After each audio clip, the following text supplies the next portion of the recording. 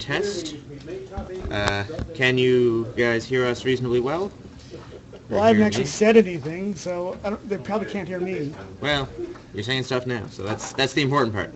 We're trying to just figure out if we can use one microphone to negate any possibility of echo. All right, so we got a thumbs up there, so I think we should be good to go, Raj.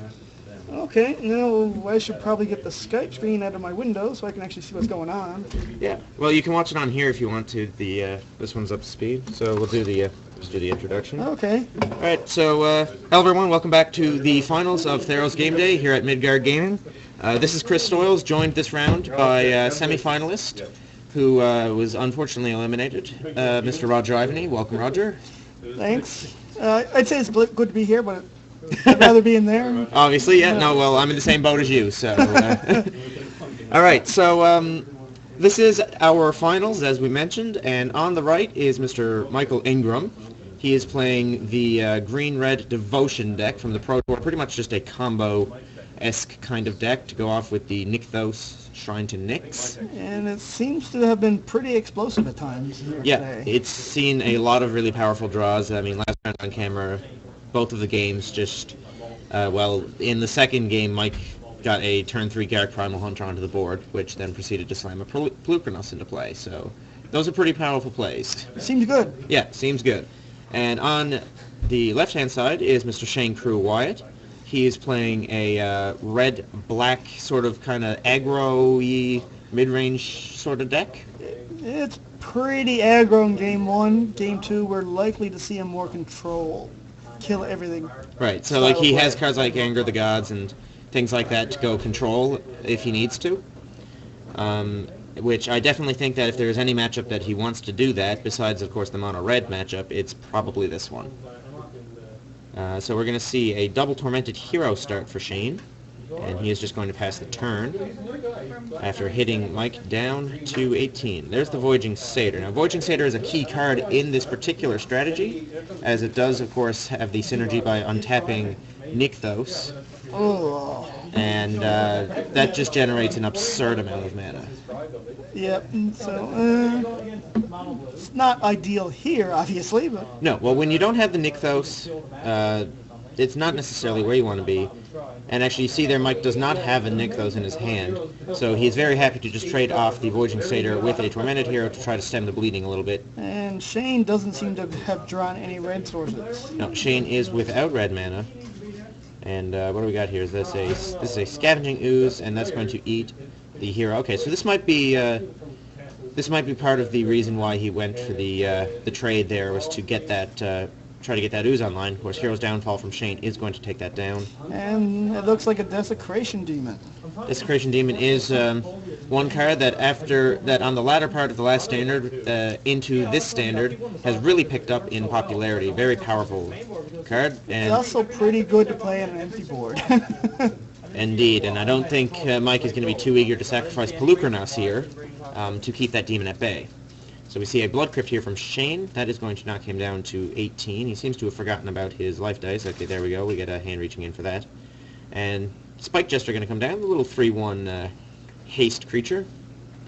Not doing as much here as he might want. You want to keep that up already? But it is going to get blocked by Pelucranos, and that is going to be 8 points of damage. Mike is going to drop to 7.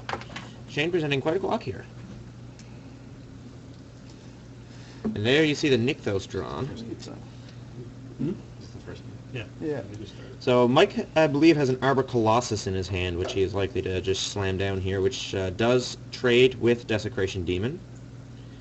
And I think that is a trade he would be happy to make if given the chance. There you see the Arbor Colossus come down. Shane really going to be looking for an answer here to get that off the board. We see a Swamp is his draw. I think Shane might be falling a little behind here. We do see another Spike Jester come down. An attack this turn would only get him for 2 points. That's what this was for. So yeah, I think we're good. If we're not good, then please make sure to tell us. Alright, so we see there was an attack from Shane to get the Arbor Colossus off the board.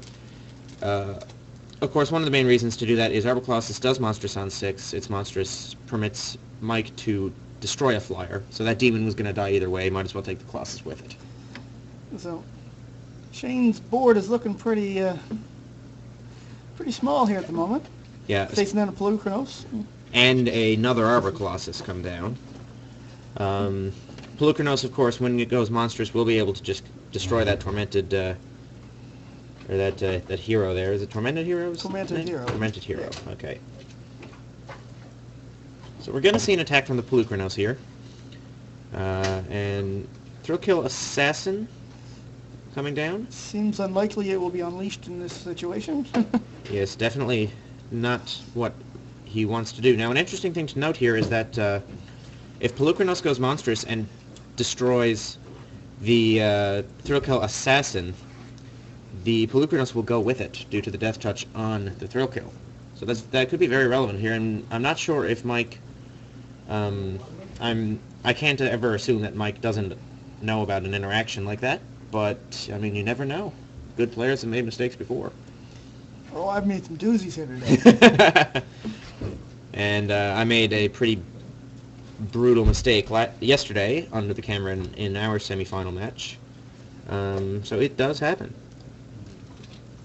We're going to see 5 mana created from the Nykthos, possibly. Looks like Mike is going to reconsider. Shane going to read the Pelucranos, make sure he knows what exactly that does, and I think he's checking to see if the interaction with Thrill Kill that we just talked about is in fact what occurs.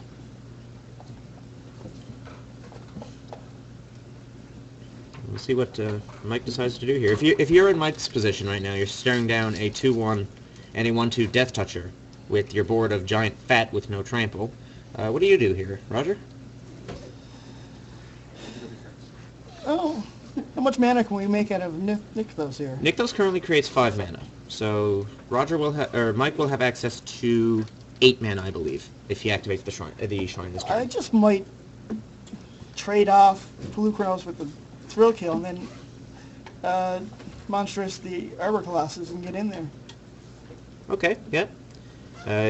You don't think you would go ahead and go for the Tormented Hero as well? Because, of course, he would have to spend all 5 of this mana. I don't think he's actually able to monstrous the Colossus this turn.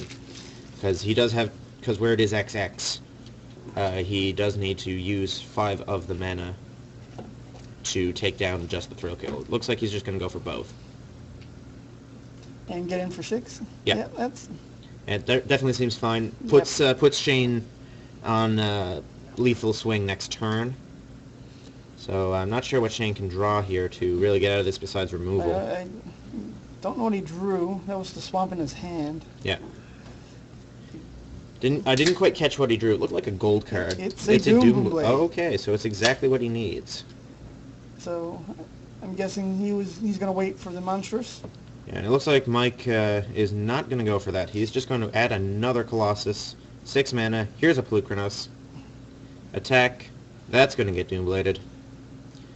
And I don't think Shane has any real draw here that protects him. No. No.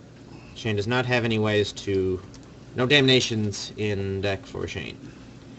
So Shane's Lifebane Zombies are obviously coming in here. Yeah, I believe that was the first card he slammed down. Now, he's also going to bring in the Anger of the Gods, it looks like. Which there are some people that would argue that, but at the same time, it's definitely the right move, because the main idea behind Mike's deck, we didn't really fully see it go off that game, but the idea is to get very high devotion to green in the early portion of the game with Burning Tree Emissaries and cards like that, and Anger of the Gods just being able to sweep away any Mana Dorks, any Burning Trees, cards like that could just be very, very relevant. Of course, he does need to get 2 red mana for that, which he failed to do this game, so... This is true, but he usually has better stuff than this. Yeah, his draw there was not very spectacular by any stretch. Do you think about bringing in the Thoughtseize here? I definitely think that you do bring it in this matchup. Yeah, I didn't see any when I played him. Mainly because I'm playing Smiters and he didn't want to hit those. No, Thoughtseize is definitely not the optimal card against green-white, I don't think, but where this is a combo-centric deck, if Shane is able to Thoughtseize and take out, say, a Garruk Primal Hunter, or something like that, it could completely throw a dampener into what Mike is trying to do. Yeah. So it's likely his Tormented Heroes are coming out here.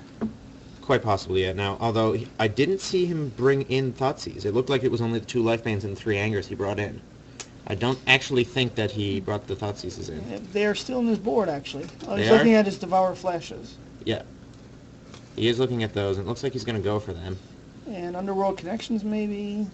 So he did just pass over the Thoughtseize there, so it looks like he's going for 1 Underworld. It looks like this is a board in where he has cards that he wants to get out, and is just looking for the best options to put in instead, so... Yeah. His Rakdos Cacklers and his Tormented Heroes really lose value quickly in this matchup. Yeah, they're very underwhelming in a matchup where Mike is going to just be slamming a lot of like burning trees and stuff, and even like Sylvan Caratids, and then eventually just getting into the really, really big things that just make those creatures look embarrassing. So we were talking to Shane earlier. He said that he wanted to go on the control plan in this matchup, so you have to figure that's what his plan is right now.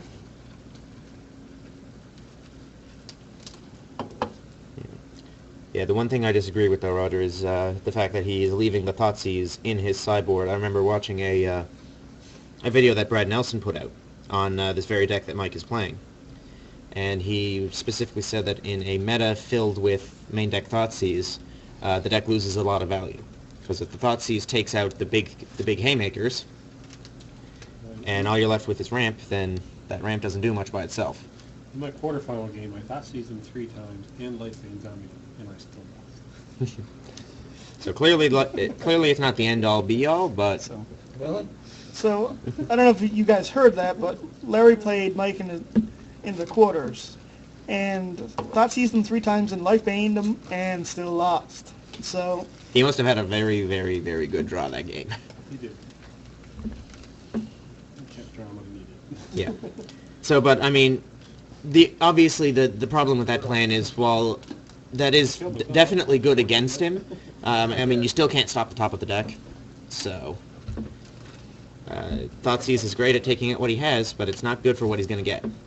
Yeah, if he top decks a Garruk, Yeah, well, he's got full hand. Yeah, that's it. Garruk, I mean, we saw last round, sure.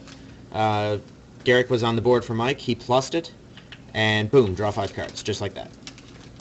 And, I mean, I don't know about you, I'd be quite happy to play a Planeswalker that drew 5 cards on a plus. Seems good. Yeah, seems okay. Seems like a decent guy. The 2 6-mana Planeswalkers in the format right now actually are very powerful in their respective strategies. Of course, Elspeth Sun's Champion being the other. I mean, her +1 is create an army by herself. Now, I didn't see much white here today. I don't know if that was just me or if that was... No, you weren't alone. There wasn't a whole lot of Elspeth decks. So we see Mike with, I believe, a 0 land hand here. So he's not going to keep. Shane is good to go. And there is land on top for Mike, but he says 0 land. That is not a keep. So he is going to be the one going down to 6 here. Mev, we're going to game 2. Mike Ingram does lead.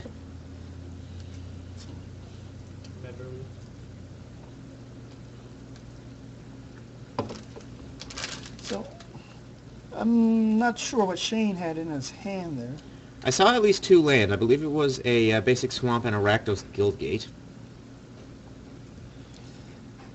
Guildgates. Oh, okay, so he's 3 land. Necessities. 1 of each basic and a Guildgate. Of course, there is no Rakdos Scryland right now. That is coming in the next set, we have to presume. Yeah, there's no Selesnya Skyland either for my deck. There is not. There is, however, Temple of Abandon in the Gruul Scryland. So, Yes. that is going to be Mike's turn 1, and we see Spike Jester come down and get into the red zone. Yeah. It's not surprising that's still in, as that will kill the Carriot. Yes. That does not get just stone blanked by the Carotid, as where the 1-drops we previously mentioned do. So we see Voyaging Satyr here. Now, is Shane going off of the trade? You pretty sure he is. And especially... If Mike is like me, he was happy to make that trade.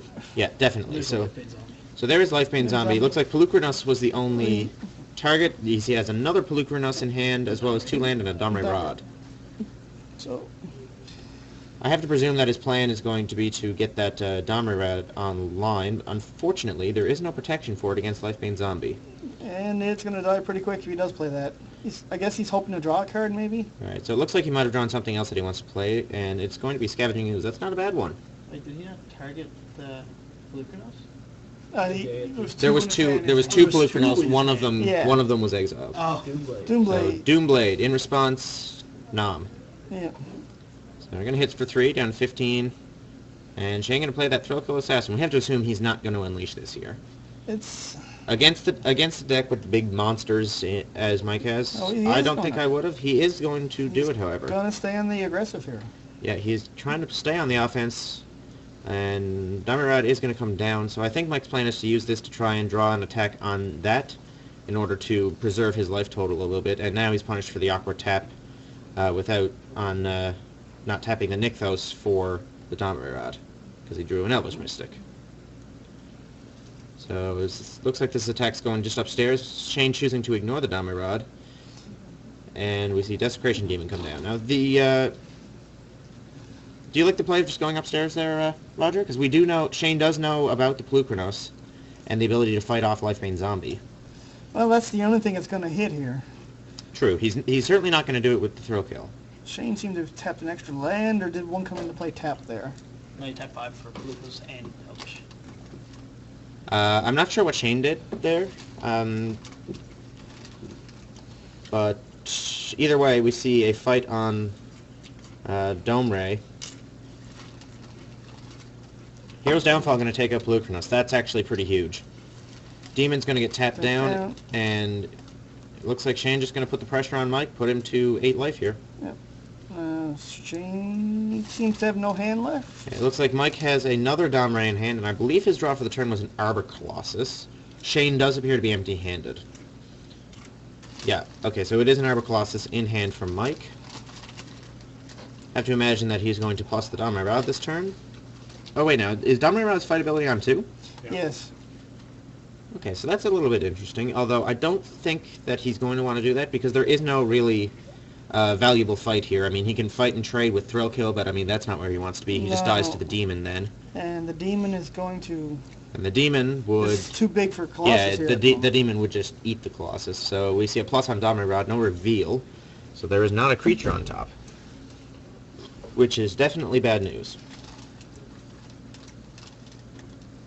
So I imagine that the Arbor Colossus is just going to be on chump block duty on this Demon here. I have to assume he's not going to tap it. Although this is the interesting thing here, is that if he chooses not to tap it and then Shane destroys the Colossus, he's dead. But at the same time, if Shane was to destroy the Colossus, he would have just done it pre-combat so that Mike would never have the chance. Yeah. So... And Shane taking a look at the Colossus, looking at Domray. Couldn't tell what his one card in hand was there. I believe it might have been an Anger of the Gods, perhaps. And we see Mike says, yeah, I'm not going to sack. In come the creatures. And Mike is going to go to 1 here. I guess Mike is hoping to draw a creature here. Yeah, absolutely. And nope, that is a Nykthos. That is... And put back. Put back on top. All he has is Domray Rod in his hand, and that's going to be the game. So Shane is going to tie it up. We have a game number 3 on the way here. So not sure if there's going to be many sideboard changes. Although on the draw, maybe Shane is more likely to bring in Thoughtseize.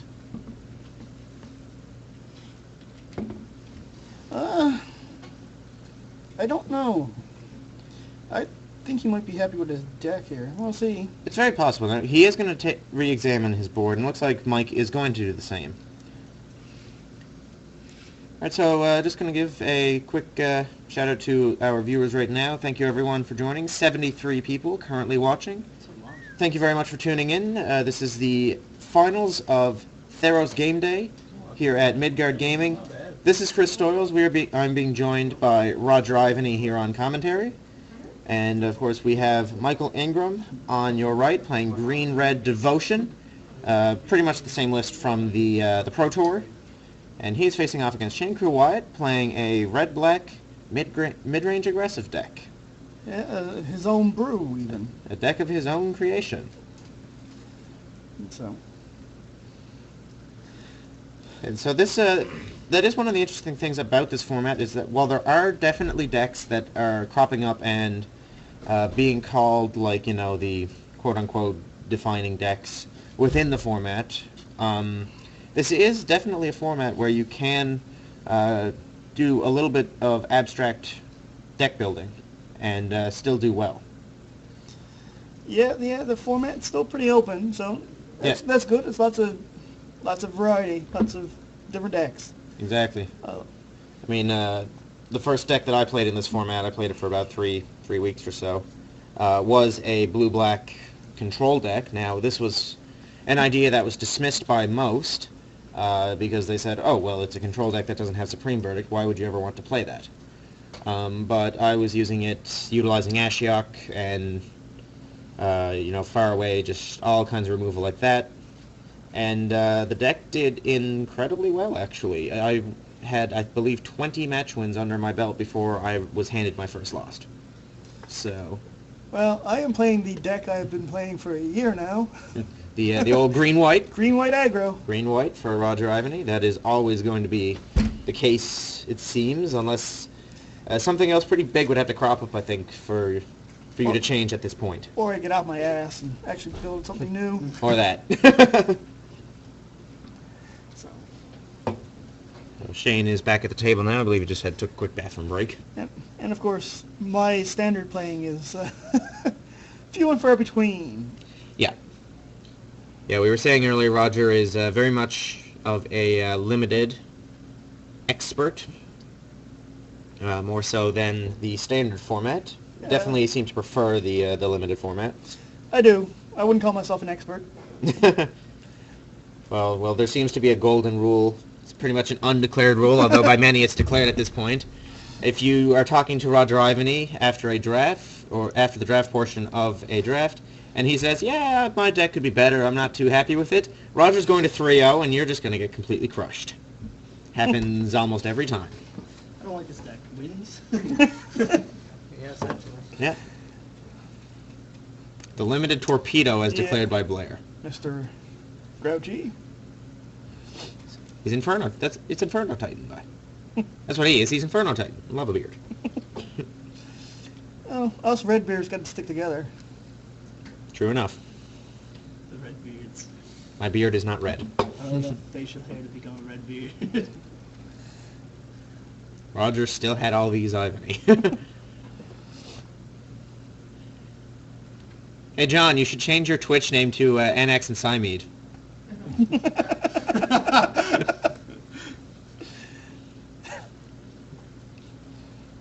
Annex inside me, please. Mark, you're not a man if you can't grow a beard. I'm sorry. Yeah, exactly. Did you ever buy that tree? All right, so we're going to get back to the match here. And it looks like Mike is on a one-land keep with a couple of mana dorks. Shane opened with Rakdos Gilgate, and now he is laying his second land, trying to decide if he wants to take down one of the mana creatures, I believe, or start adding some creatures to the board. Now, I see an Anger of the Gods in hand, and that could be pretty backbreaking if he did that. Now, it looks like he's just going to go straight for the kill. Well, he can't take down the Hexproof guy. No. The Anger of the Gods can, though. Yep. But we are going to see Domre Rad come down. And no reveal on Domre, so quite possibly a land. Are we going to see Shane get in at Domre? It looks like he's just going to 1-for-1 the Sylvan Caryatid. Can't really blame him for that. Well, you're stuck on 2 land. Yeah, so I believe... was that another draw? Was that a land draw for Mike? Something on top? Yes, it was. Yep. And he's just going to say go. Looks like he's got a handful of Pelucrinus and Arbor Colossus here. It looks like it. So... could be hard. And there's also a disciple of Nelia, or Nelia's disciple, whatever it is. So Shane's got to devour flesh here. I think he would slam a demon here if he had it. Yeah, it definitely would. You see Hero's Downfall in hand. He can take down Domrad with that this turn. And I wouldn't be surprised if that's what he goes for here. So I believe Mike is still without a 4th land in hand. Is that correct? I think that was his 3rd one he just drew. Yeah. So. Now he did Land on top, though. he did leave a card on top, I believe. Excuse me, I believe it was a land. And Shane is in fact going to pull the trigger on Hero's Downfall. Can't blame him for that play at all. You have to get that Domrad off the board before it starts getting too out of control. So here's a Stomping Ground. And we're going to see Pelucranos. And was that a Lifebane Zombie drawn for Shane? Yes, it was. Yep. So that is going to have its choice of Disciple of Nelia and Arbor Colossus, or a replacement Pelucranos. What do you take here, Roger? Probably the replacement Pelucranos. I take the Pelucranos. Lucros, Yeah. Devour Flesh. Especially knowing that you have Devour Flesh in hand. Yeah. Yeah. And he may not get the 5th mana for the Colossus, so... Exactly. And the Disciple... Back, Could come down, and I mean, it'd just be a 3/3 that gained 2 3/3 life. Gain a couple so- life. It's not... But Pelucranos, especially when your only creature on board is Lifebane Zombie, Pelucranos, I believe, is the threat. I think you just have to take that. And, it looks like Shane is on the fence here. what's in he's- Shane's hand besides Devour Flesh? Okay, so he's going to go for the Arbor Colossus here. He has a Thrill Kill Assassin in hand. Okay. So that might be his plan, but I'm not sure. I'm not 100% sure if I agree with that there. So we see Mike is going to go to 21 because of Devour Flesh, and Shane's going to pass the turn. Good draw for Mike there in the form of Scavenging Ooze, but he is just going to slam down that Pelucranos. And now that Spike Jester looking pretty embarrassing in the face of Pelucranos. Does Shane have an answer to that in his hand? It looks like he's just going to attack. Is it And anger? I believe he has an Anger of I the think Gods. he has an Anger. Oh, that'd be really But that'd be cheeky. he's wiping his own board if he does that. Yeah, he's... if Mike blocks with the Pelucranos here, which I'd be surprised if he didn't, he's going to go to 18 here. The Spike Jester's going to die. And then the Pelucranos would also die. But it looks like Mike has the read. And we're going to see Thrill Kill come down. The frightening thing now, though, Roger, is that if he gets one more land, Mike I'm referring to, he's able to monstrous that Pelucranos and trade off with both of Shane's 3/1s. Which, I mean... Oh, wait, no, that actually would not be a trade, no, because the Pelucranos would be a 7/7. So, yeah, he could just actually eat both of them. Yeah, that's why I'm not sure why he didn't take the 2nd Pelucranos and leave the Arbor Colossus. Exactly. Well, I mean, he didn't have the Spike Jester in hand when he made that decision, so... Hmm. Looks like we see an attack from Shane. Mike is going to go to 8. And we just see Land Anger for Shane, so not a whole lot of action here. Mike is on the plan of preserving that Colossus. Now, Shane can't Anger here. He would lose his entire board, and Mike would still be left with a big, big problem in Pelucranos. But at the same time, if he leaves that Scavenging Ooze on board, that is going to grow outside of the Anger. Definitely a tough spot for Shane here. Despite the fact that he's so ahead on life total, he is definitely not ahead on the board state here. Now, Mike still does need... No, he doesn't need to draw a land. He has 5 mana sources. Yeah, he can does take have the Carroted. He can take up both of those, Yeah. It looks like Shane is going to pass the turn. leaving only a Thrill Kill, and... Yeah, Yeah. it would only be a Thrill Kill remaining. And like we were saying, the Pelucranos would that- not die, so it was 5 mana, so we are going to see the Pelucranos take down the 2/3/1s. And do you think Shane is kicking himself here for taking that Arbor Colossus? He's not happy. So, is that Thrill Kill unleashed or no? That is not unleashed. So the big 7/7 is going to come sideways. And so land for turn for Shane. I'm not sure what it was he drew. He really needs a spot removal spell here to remove that gigantic Pelucranos. Yeah, He also doesn't seem to be drawing any dragons that would fly over the top here. No, the dragon would put Mike on a 2-turn clock.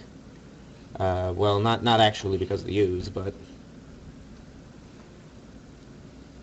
I mean, maybe that was Shane's logic in taking the Arbor Colossus, that does just eat the dragons. But I feel like you have to play with what information you have. That, of course, being that you have an X1 in play, you have other X1s in your deck. Polukranos is probably the biggest threat that Mike is going to produce. So I believe that you just have to deal with what you know. Well, that's always true. So he's obviously holding back for defense here. Yes, he certainly can't take another hit from that Polukranos if he can avoid it. Of course, we know that Mike has the Disciple of Nelia, I believe, still in his hand. Yep. And so that is currently representing 6 points of life gain, which is not irrelevant. Nope. I'm not sure what else is in Mike's hand. Was that another Caryatid? I believe it's a Voyaging Satyr. Yeah. Okay. Yeah, that is a Voyaging Satyr, I believe. Man, you guys are better looking at pictures than I am. Alright, what do we see here? Oh, that is a Oh! dragon. Speak of the devil. So that was his draw for the turn. It was the Stormbreath Dragon. Alright, Good draw. Didn't see that coming. so in comes the dragon. Mike is going to go down to 4 life. Excuse me. And I think Mike was checking to see if Shane could monstrous the dragon next turn. Of course, we know that he cannot. He would need another land. Speaking of another land, there's one for Mike. Well, Time to stop drawing lands, I think, for Mike, and time to start drawing some action. Is Mike just going to empty his hand here with Voyaging Satyr and Disciple? Doesn't look like it. Looks like he's just going to go for the Disciple here. Either that or he's getting some ooze activations off.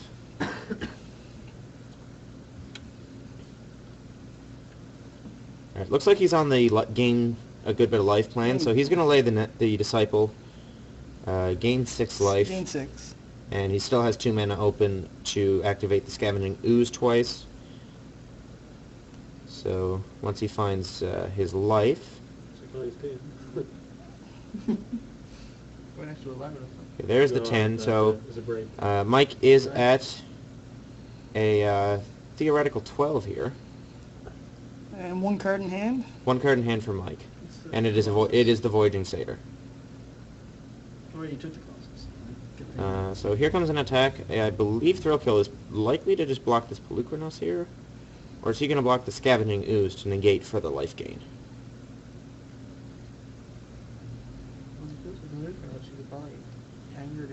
Well, he's going to gain a lot of life with the ooze here now, but does he really want to take 7? That He Yeah. would still need to draw something to live next turn.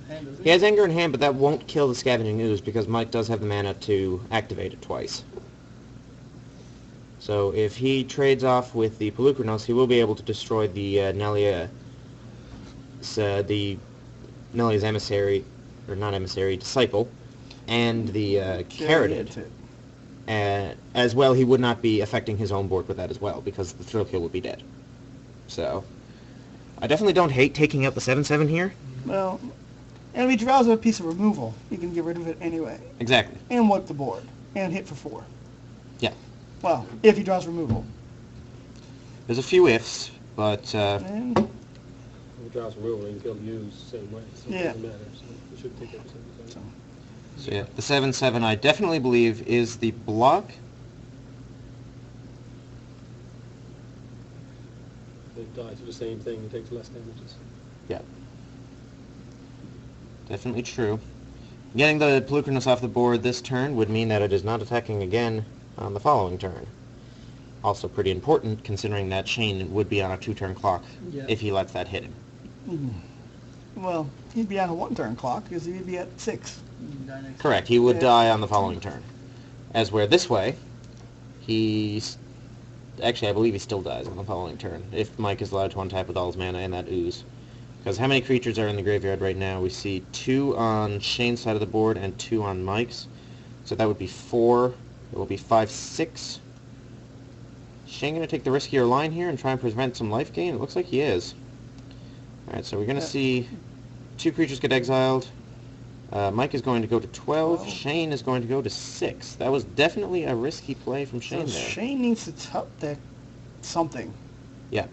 Mike is on 1 card in hand. The Monstrous of the Dragon will not be lethal.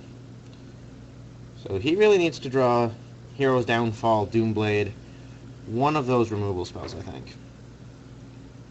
No. Come to think of it, anything that can just sit in front of that Pelucranos would Yeah, be acceptable. Even a land he can monstrous Or and another trade with throw code has to- Pelucranos. Yeah, another throw code. Yeah. Yeah. Alright, so does he have another dragon? Oh, Oh he my god, he has does, another he does. dragon. Okay, so this is interesting. Now, the dragon is going to have to serve as a chump blocker. Oh, wait now, looks like he's going to try and offer a double block. Well, double block's gonna work unless... Double block does kill it. I believe, however, I think Mike just drew another Pelucranos, and he did. That's unfortunate. So the Pelucranos cannot do deal with the remaining dragon. However, this attack is going to lose 1 dragon One Pelucranos and put... and the Pelucranos, and Mike here very likely just going to play the follow-up. Yeah, the follow-up Pelucranos and the Voiding Satyr. He's going to pass the turn. Shane draws a Blood Crypt. That is not going to do much. Does he have anger, you think? He does have anger. Unfortunately, he will have to keep the dragon for chump block duty on Pelucranos, and then he is still drawing to a removal spell. Well, that's the only play that Although- keeps him alive, it seems. Yeah, because thing is that he can't go on the monstrous plan, Yeah. because he would have to have taken a shock to do that. Alright, so here comes anger.